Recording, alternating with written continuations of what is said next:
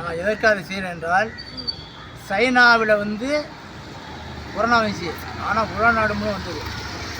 இப்போ America, Israel, Iran கலவரம் நடக்குது, போர் நடக்குது. நம்ம இறைவேண்டல் பண்ணுவோம். எந்த நாட்டுக்கும் போர் வேண்டாம், சமாதானம் இருப்போம், சமாதானம் வேண்டி ஒரு இறை வேண்டுதல், ஒரு கடவுள் வேண்டுதல், ஒரு தெய்வ வேண்டுதல். தீராத பிரச்சனை தெய்வம் தான் தீர்க்கும், தெய்வத்தால் முடியும். 7 நாளைக்கு போர் நிற்கிறேன், அடுத்து இப்போ 7 நாளைக்கு போர் நிற்கிறதுக்கான பிரார்த்தனை கடுமையாக செய்கிறேன். இந்த 7 நாளைக்கு போர் நிற்க தவறினால் அடுத்த 7 நாளைக்கு தெய்வமே ஒரு சீற்றத்தை கொடுத்து போரை நிறுத்தும்.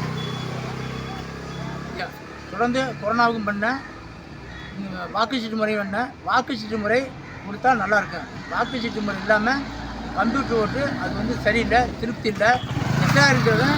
எஸ்ஆர் இருக்கிறது ஓட்டுகளை மாற்றுறதுக்காகவும் திட்டமிட்டது. அதனால் கம்ப்யூட்டர் ஓட்டு தேவையில்லாத விஷயம்.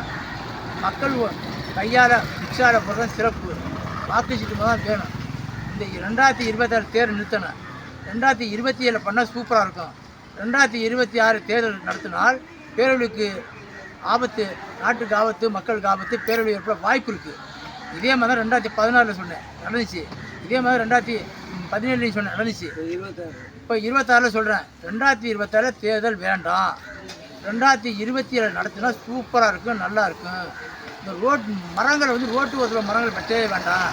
புளிய மரம் நம்ம சதையை கறியை பாதுகாக்கிறது, கெட்டுப்போகாமல் பாதுகாக்கிறது. புளிய மரம் வெட்டக்கூடாது. அரச மரம் மக்களுக்கு ஆட்சியாளர் அரசர்களுக்கு பாதுகாப்பு, அரச மரம் வெட்டக்கூடாது.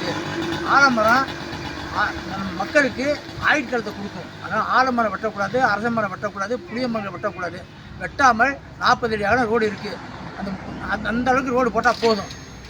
நன்றி, வணக்கம், அவ்வளோதான்.